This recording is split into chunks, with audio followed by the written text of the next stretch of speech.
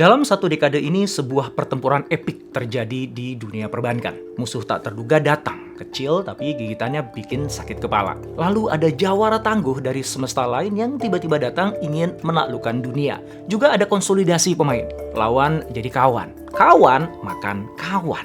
Beragam senjata teknologi tinggi pun diciptakan dan dikerahkan untuk mengempur lawan. Wis, pokoknya mirip kayak cerita film Avengers. Ya, itulah realita yang tengah terjadi di industri perbankan. Memang seperti apa sih konkretnya pertempuran di dunia perbankan itu dan siapa yang akan keluar sebagai pemenang? Lalu seperti apa endgame dari industri perbankan ini?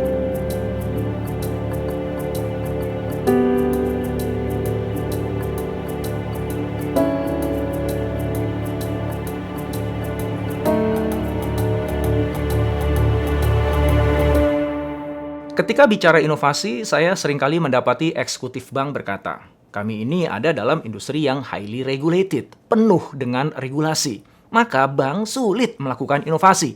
Nyeleneh dikit bisa disemprit OJK, begitu katanya. Dia ada benarnya, namun juga ada nggak benarnya. Benar bahwa ada aturan yang harus dijaga, nggak boleh dilanggar. Namun masih banyak kok ruang inovasi yang bisa dimainkan oleh bank. Nggak percaya? Lihat aja perkembangan berbagai layanan digital banking saat ini. Bagi saya, setelah industri teknologi tinggi dan telekomunikasi, sekarang ini industri perbankan lagi seru-serunya berinovasi. Disrupsi yang tengah terjadi di perbankan itu gila-gilaan. Yang nggak kuat, lewat. Mending mengizinkan diri dimakan sama yang gede daripada musnah tak berbekas.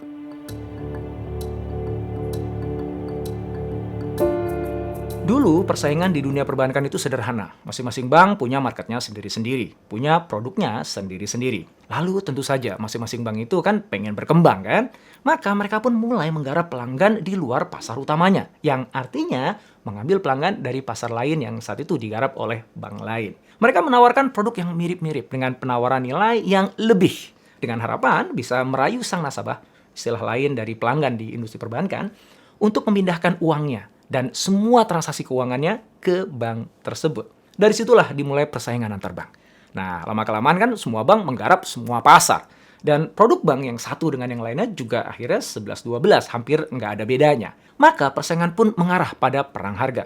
Bunga pinjaman rendah, bunga tabungan tinggi, dan seterusnya. Nah, dari sini masuklah teknologi.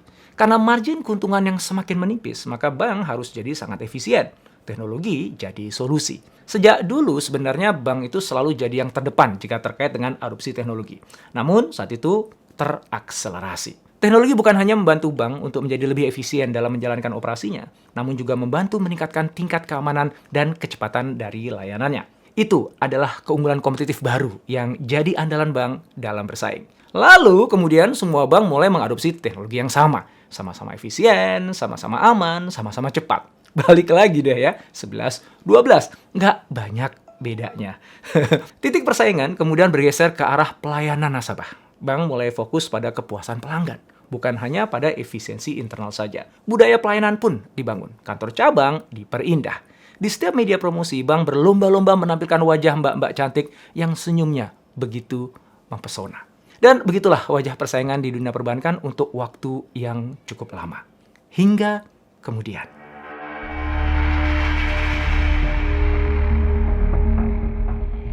Hadirnya teknologi internet bergerak melahirkan piranha bagi pelaku industri perbankan. Piranha yang saya maksud itu adalah fintech. Sesuai namanya, financial technology. Fintech adalah perusahaan teknologi berbasis aplikasi yang memberikan layanan finansial. Awal mula fintech bisa ditelusuri saat .com boom muncul menjelang tahun 2000. PayPal, layanan pembayaran online yang didirikan tahun 1999, dinilai sebagai fintech pertama yang benar-benar sukses secara global. Dalam satu dekade terakhir, ratusan startup teknologi di bidang finansial pun bermunculan. Kepala OJK Institute, Agus Sugiarto mengatakan, fintech yang beroperasi di Indonesia itu ada dua macam. Pertama, fintech payment atau pembayaran. Nah, fintech jenis ini berada di bawah pengaturan dan pengawasan Bank Indonesia. Dan yang kedua adalah fintech pembiayaan, peer-to-peer, yang diatur dan diawasi oleh OJK. Fintech pembiayaan mengambil dana dari masyarakat sebagai investor, bukan sebagai tabungan. Walaupun ukurannya kecil, namun jumlah fintech yang semakin banyak ini mulai mengganggu bank. Kemudahan dan kenyamanan yang mereka tawarkan pada nasabah mulai menggerogoti produk-produk andalan bank. Tentu saja, bank nggak tinggal diam. Sebagian bank memutuskan untuk menjalin kerjasama dengan fintech.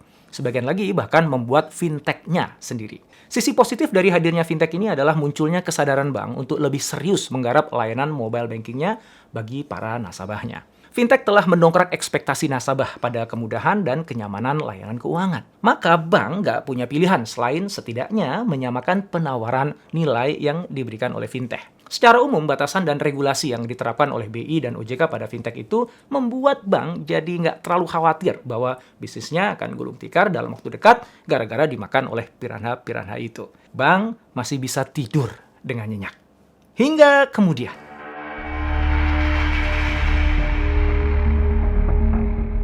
Para raksasa teknologi seperti Amazon, Apple, Google, dan Facebook masuk tanpa undangan di pesta bancaan senilai 28 triliun US dollar itu. Amazon dalam rangka mendongkrak transaksi di dalam ekosistemnya meluncurkan Amazon Prime Reward Visa Card di tahun 2017 untuk para membernya.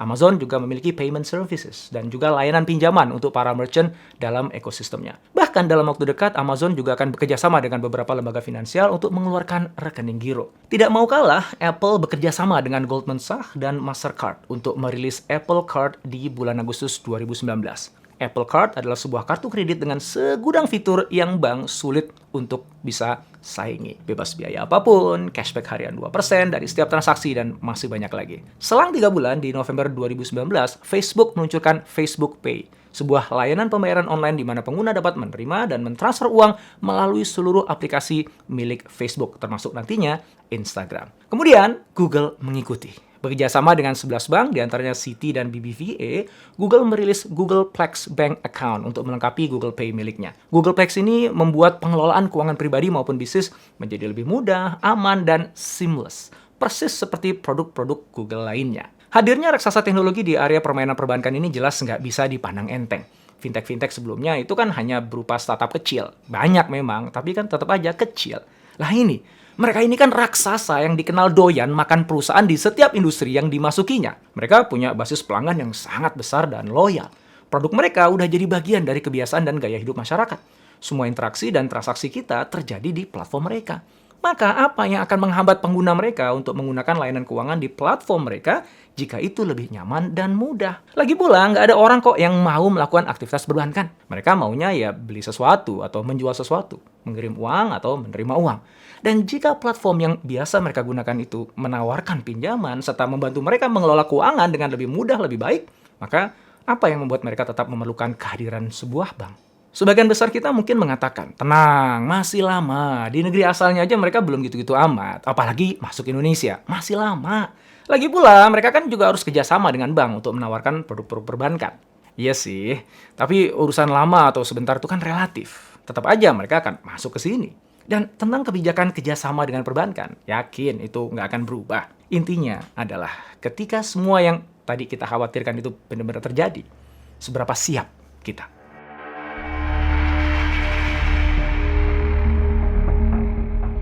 Ngomong-ngomong tentang kesiapan, ternyata jauh hari sebelum gonjang-ganjing masuknya Tech Titan ke industri perbankan, ada sebuah bank yang tidak diperhitungkan yang memulai sebuah revolusi perbankan di negeri Indonesia. Revolusi itu kini kita kenal dengan digital banking. Dan bank itu adalah BTPN. Bank Tabungan Pensiun Nasional. Di Agustus 2016, BTPN meluncurkan aplikasi bernama Genius yang dapat membantu masyarakat dalam mengatur keuangan secara lebih mudah, cerdas, dan aman hanya dengan menggunakan handphone mereka. Berbeda seperti fintech, Genius ini menawarkan layanan keuangan seperti yang bank biasa berikan dan tentu saja plus.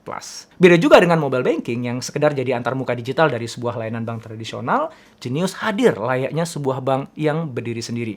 Cuma bedanya bentuknya digital. Inisiatif BTPN itu diikuti oleh Bank Bukopin yang meluncurkan Woki 2 tahun kemudian. Di tahun yang sama, yaitu 2018, Digibank dari DBS Bank meluncur. Kemudian di tahun 2020, Bank UOB meluncurkan TMRW. Nah, semua merek yang saya sebut barusan itu merupakan bank digital ya, diciptakan oleh bank tradisional yang sudah mapan untuk melayani kebutuhan perbankan kaum milenial yang sudah terbiasa dengan kemudahan dan kenyamanan bertransaksi di gadget mereka.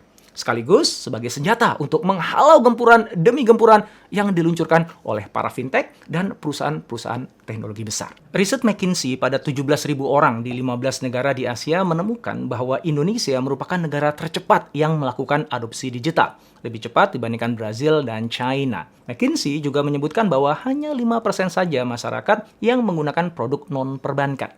Sisanya, layanan keuangan di Indonesia masih didominasi oleh bank. Selain itu, McKinsey juga mencatat, berbeda dengan negara lain, tingkat loyalitas nasabah Indonesia terhadap sebuah produk jasa perbankan dinilai tinggi. Nah, jadi dengan begitu, kayaknya bank-bank di Indonesia berada dalam kondisi aman, kan? Benar, mereka aman. Apakah ini endgame di dunia perbankan? Saya yakin Anda udah bisa tebak ya, jawabannya tidak. Tidak sama sekali. Ini hanya awal dari pertempuran baru di sequel terbaru dari trilogi, tetralogi, atau pentalogi dari kisah peperangan yang nggak ada habisnya ini.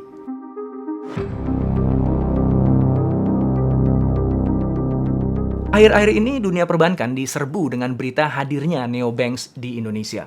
Neobank itu bukan merek sebuah bank ya, melainkan sebuah jenis bank. Neobank adalah bank digital yang tidak punya cabang fisik satupun juga. Keberadaan neobank ini 100% online. Loh, apa bedanya dengan digital bank yang sebelumnya kita bahas? Digital bank itu sesungguhnya adalah digital extension atau perpanjangan digital dari sebuah bank tradisional. Jenius itu digital extensionnya BTPN. Digibank adalah digital extensionnya DBS Bank.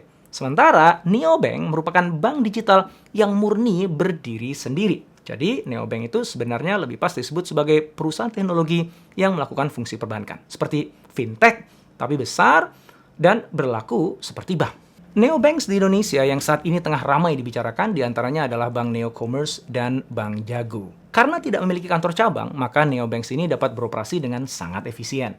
Hal itu memungkinkan neobanks untuk memberikan bunga simpanan yang tinggi dan mengurangi, bahkan menghilangkan semua bentuk biaya-biaya transaksi. Selain itu, karena DNA-nya adalah perusahaan teknologi, neobanks itu biasanya sangat customer-centric. Mereka secara cepat mengumpulkan, mengolah, dan menganalisa data pelanggan untuk dapat memberikan pelayanan yang bukan hanya cepat, namun juga sangat personal kepada para nasabahnya. Adapun kelemahan neobank saat ini ada pada jenis layanannya yang masih belum selengkap layanan dari sebuah bank tradisional. Namun demikian, sebuah studi di Amerika Serikat menunjukkan bahwa 90% nasabah puas dengan layanan neobanks. Angka itu jauh di atas jumlah nasabah puas dari 50 bank global teratas yang hanya 66% saja. Kepuasan ini didorong oleh kemampuan neobank dalam meluncurkan fitur-fitur canggih secara cepat sehingga dapat meningkatkan kinerja mereka. Data di tahun 2018 menunjukkan bahwa neobank secara rata-rata mampu menambah 10 fitur baru per tahunnya. Sementara perbankan tradisional hanya menambah 6 fitur saja. Wajar jika saat ini neobanks jadi incaran para investor.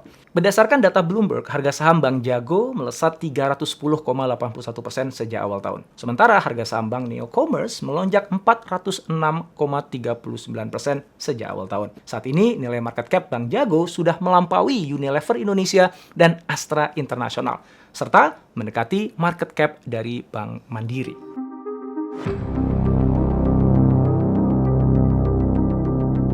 Bank-bank besar yang lain yang ada di Indonesia tentu saja nggak mau ketinggalan dong. Mereka berlomba-lomba mengakuisisi bank-bank yang lebih kecil untuk kemudian ditransformasi menjadi bank digital berjenis neobank. Bank BCA misalnya mengakuisisi Bank Royal untuk ditransformasi menjadi BCA Digital. Mega Corpora, holding company dari Bank Mega, mengakuisisi Bank Harda International untuk tujuan yang sama. Menariknya, persaingan merebutkan kue manis industri finansial ini diramaikan oleh lebih banyak lagi pemain di luar industri perbankan. Sea Group, misalnya induk dari online marketplace Shopee, mengakuisisi Bank Kesejahteraan Ekonomi, kemudian mengubahnya menjadi bank digital bernama Sea Bank Indonesia. Bukalapak juga nggak mau kalah. Ia bekerjasama dengan Bank Standard Chartered Indonesia untuk juga mendirikan sebuah bank digital. Sementara Gojek mengakuisisi 22% saham Bank Jago. Muncul pertanyaan, kenapa bank-bank besar itu repot-repot mengakuisisi bank lain untuk ditransformasi jadi bank digital?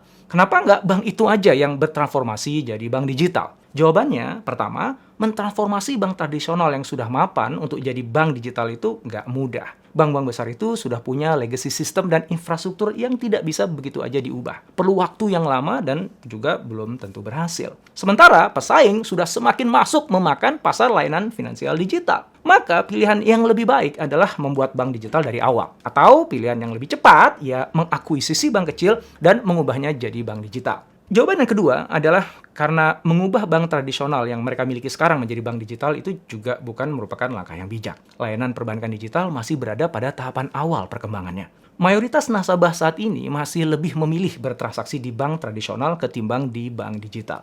Maka ketika sebuah bank besar seperti BCA misalnya membuat BCA digital, maka saat itu BCA memiliki keuntungan untuk dapat memainkan strategi ambidexter, yaitu melakukan aktivitas eksploitasi bersamaan dengan eksplorasi. Bank BCA bisa memeras habis bisnis perbankan tradisional saat ini, di saat yang sama BCA Digital menggarap peluang bisnis digital banking masa depan.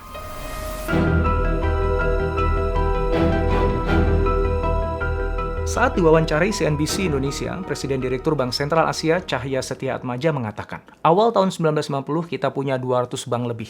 Sekarang 7-8 bank sudah menguasai sekitar 60-70% dari market share. Bank digital juga demikian. Saya pikir hanya 3 yang punya kemampuan untuk berlanjut. Tidak semua bank digital yang lahir saat ini akan tumbuh besar. Hanya sebagian saja yang nantinya akan menguasai pasar. Sebagian besar lainnya akan menggarap pasar yang lebih niche dengan produk yang lebih spesifik. Saya juga melihat bahwa di masa datang, persaingan tidak terjadi antara bank tradisional dengan bank digital. Karena masing-masing punya segmen pasarnya sendiri-sendiri. Hingga tentu saja suatu saat nanti, bank tradisional akan sepenuhnya tergantikan oleh bank digital. Persaingan di dunia perbankan masa depan juga bukan antara bank dengan perusahaan teknologi. Karena keduanya saling melengkapi, saling membutuhkan. Sementara konsolidasi perbankan dengan e-commerce, jaringan media sosial, dan layanan komunikasi akan terus terjadi. Hingga pada akhirnya nanti, cucu-cucu kita nggak akan lagi mengenal apa itu bank. Seluruh aktivitas keuangan masyarakat saat itu sudah melebur dalam aplikasi digital yang mereka gunakan sehari-hari. Bank akhirnya kembali pada misi sejatinya, reason for being-nya, yaitu menjadi fasilitator keuangan yang bekerja di balik layar, membantu kita menikmati kehidupan terbaik, serta meraih impian-impian kita.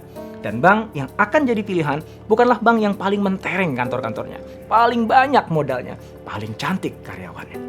Melainkan bank yang paling mengerti kita, paling mampu mengantisipasi segala kebutuhan kita, serta menyajikan solusi untuk kita bahkan sebelum kita memintanya. Saya tutup video ini dengan cuplikan pertanyaan usil Brad King dalam bukunya Banking 4.0. Di perusahaan Anda, apakah Head of Digital memiliki posisi lebih tinggi dari Head of Branches, kepala cabang?